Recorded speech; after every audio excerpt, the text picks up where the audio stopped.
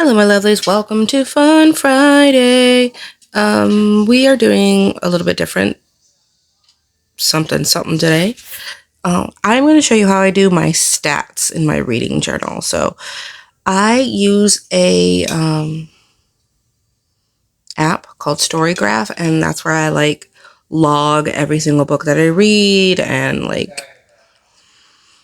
it tracks all sorts of stuff like the genre, how many books I'm reading. I am a part of a couple challenges, so keeps track of that. Just how many books I read, how long they are, what genre they are, what mood they are.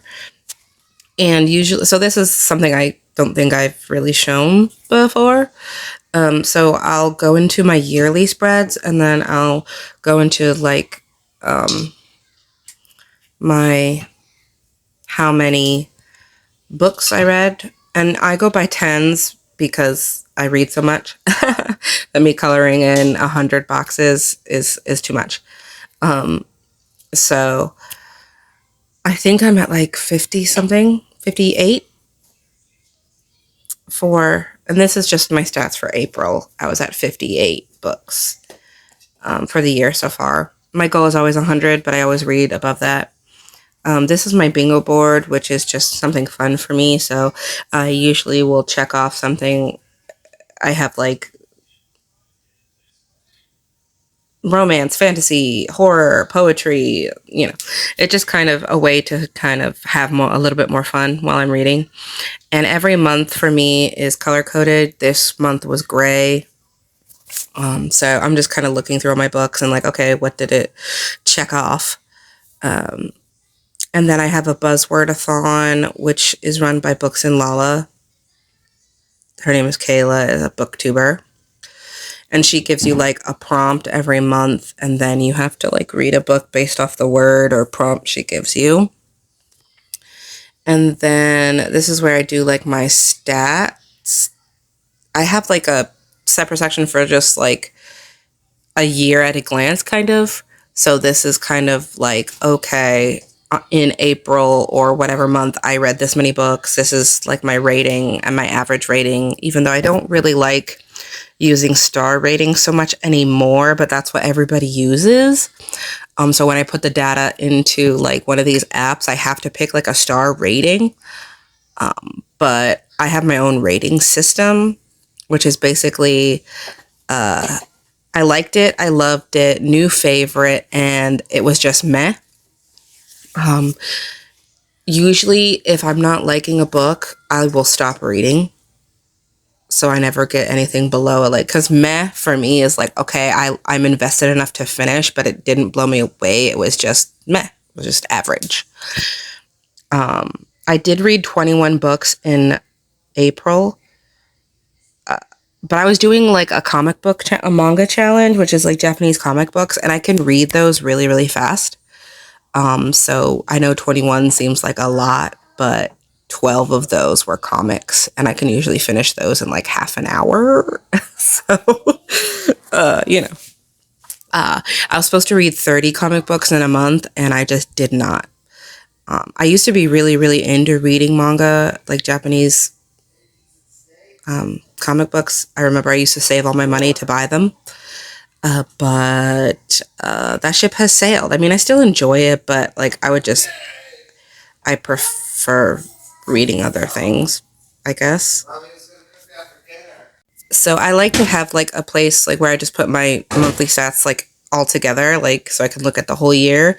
But then within each month, I have a wrap up page where I'll write exactly the books I read, how I felt about them. I usually do genres, how many books I read by people of color, or how many were LGBT, or this was my challenge and I failed. I read 12 out of 30, which was just sad. But I like to track a couple of different things, and I know it seems silly, but reading is my one main, besides crafting and this channel, of course. I love to read. I was a librarian before I stayed home with my kids, reading has always been a huge, huge thing for me.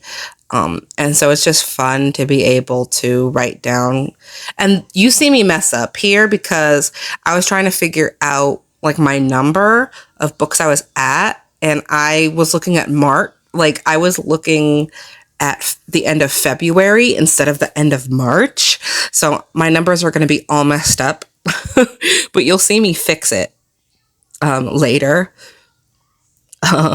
because I looked at the wrong month because I'm silly. I have been kind of doing my stats kind of different every month depending on how much I read, what I read, and how I'm feeling, honestly, and how my energy level. Because for a while I was like documenting every single book I read and making a collage or, for every single one. And I realized, girl, you don't need to do that.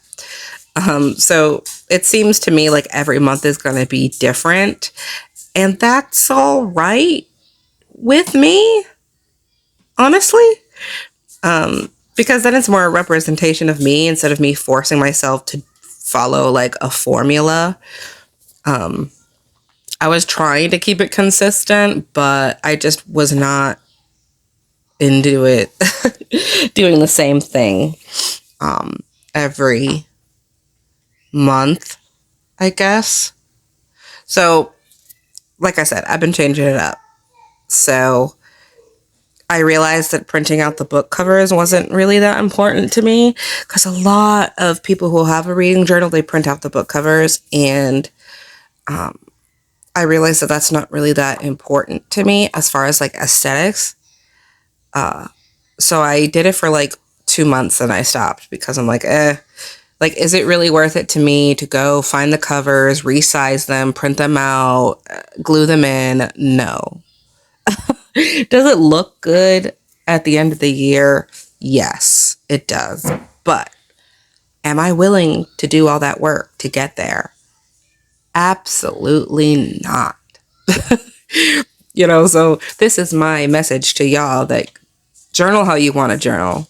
Do all these things how you want to do them, and don't get too, influenced, or, I mean, it's okay to take inspiration from somebody, but don't feel pressured to do your journals in a certain way because what works for you works for you, and it can change. Like I said, every month in my reading journal looks a little different, even though I was trying to do the same thing and I got inspired by another kind of book journaler, and I realized that I don't want to do that, because there are certain people who they only read a couple of books a month, so they can do a collage for every book, but I'm reading double digits every month, so it's just not really and this is when I realized, oh hey, I messed up all of my numbers. So I went to the back and just cut a little piece so I can glue on the piece so I can fix my numbers. Oh well, c'est la vie. It happens. So I'm going to fix my numbers right now. But yeah, this is just a list of like the books I read in the month. And I did make like a couple of spreads for like my favorite books of the month, and they weren't really that involved because I was really low energy for April and I just didn't feel like being super extra.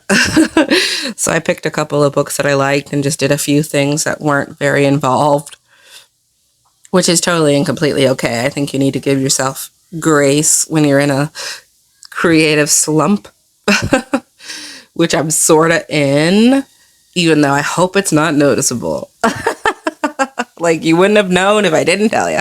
I think I talked about it in another video like a couple weeks ago, and I'm still kind of struggling to kind of get back in the swing of things and just find new and creative ways of doing things that, excite me and make me want to go into my journals. But we'll see how that goes in the coming weeks. I have a couple of really cool ideas that I want to do coming up, but I'm really, really jazzed for Junk Journal July. I know we're a couple months out, but I'm really, really excited about it. I can't wait to do the whole process. And it's usually like my most successful, I guess, videos. And not that I'm like trying to get views or whatever. I mean, it's nice, but it's just really cool because everybody kind of comes together and does the prompts and you get to see like what other people do, and it just gets my juices flowing a little bit. So I might have to go search around for a challenge to do. If there's anything going on in May or June that y'all know about, leave it in the comments, because I wouldn't mind some extra inspiration to help me out, just give me a boost. I usually like to write like my top genres. I usually read the same stuff because I know what I like, and why am I going to waste my time trying to read something that I don't like? I usually read romance, fantasy. Usually there's always by people of color or LGBT people, because that's just what I like to read. I went ahead and highlighted like my three favorite books, and I'm just putting down there that, okay, these were my favorites of the month. And I'm just kind of checking like, okay, yeah, what did I do in the previous month? Like, what kind of stats do I want to record? Because I just think I just got into kind of recording my stats because I was curious. But that's all she wrote. I'll see you in the next one, guys. Bye.